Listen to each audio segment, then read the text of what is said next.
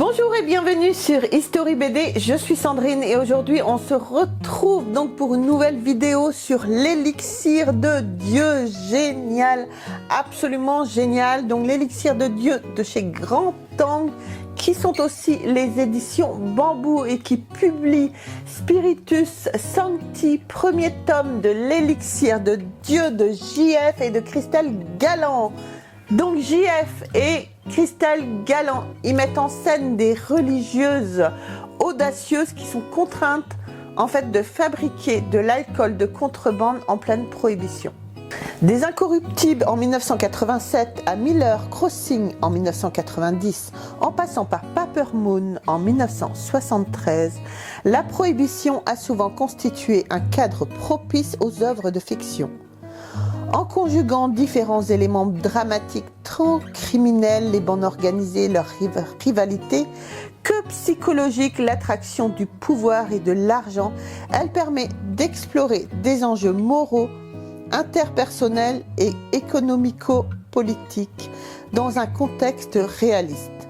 Avec l'élixir de Dieu et son premier tome intitulé Spiritus Sancti, le scénariste JF et la dessinatrice Christelle Galland prennent le contre-pied de ces héros cupides rendus au dernier degré de l'humanité, qui peuplent habituellement des récits axés sur la contrebande d'alcool durant la prohibition. Alors donc, avant de passer à l'histoire, on va comme d'habitude, mais je vais faire des plus courts récits maintenant sur donc le scénariste et la dessinatrice, pour vous expliquer quand même dans quoi ils ont travaillé juste avant. Et on se retrouve tout de suite après pour l'histoire. Alors JF, son premier album RIP Limited, donc qui paraît chez Nucléa en 2002, suivront 14 albums en compagnie du scénariste Joël Khaled. Enchaîné 8 tomes chez Vent d'Ouest et Haute Sécurité, 6 tomes aux éditions Dupuis.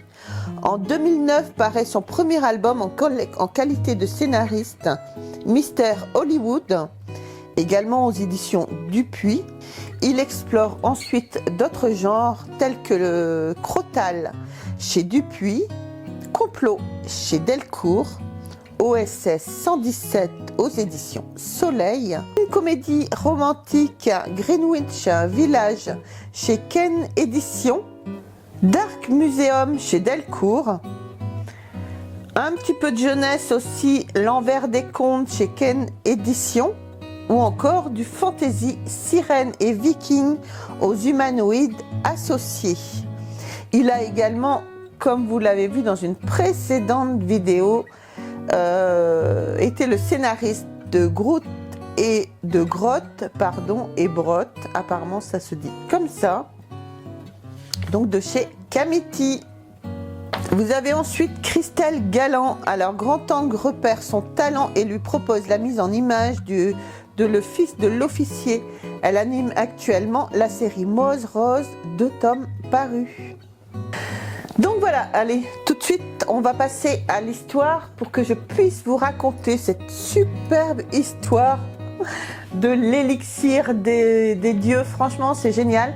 Alors, ça sera en 2 tomes, hein. Donc ça, c'est le tome 1. Vous avez le tome 2. Je ne sais pas encore pour l'instant quand est-ce qu'il va sortir. Voilà, c'est pas un gros risque. C'est pas une grosse série. C'est juste 2 tomes. Donc franchement, courez l'acheter. Il n'y a aucune hésitation à avoir. Allez, on passe tout de suite à l'histoire et on se retrouve tout de suite après. L'élixir de Dieu ou comment des religieuses transgressent la prohibition. Armées de patience, de courage, d'ingéniosité et qui sait avec l'aide du Seigneur, elles élaborent un alcool unique en son genre. En pleine prohibition, le couvent Saint-Patrick est en passe d'être exproprié par la banque. La découverte d'un vieil alambic servant autrefois à la fabrication du rhum change la donne. Alors, le trafic d'alcool est-il vraiment un péché quand il s'agit de sauver de la banqueroute la maison de Dieu? Pour Mère Agatha, Sœur Oli et leurs comparses, la réponse ne fait aucun doute. Mais face à un chef de la pègre, prêt à tout pour maintenir son business, et au Ku Klux Klan qui rôde, les bonnes sœurs au passé pas toujours très catholiques vont avoir besoin de bien plus qu'une protection divine.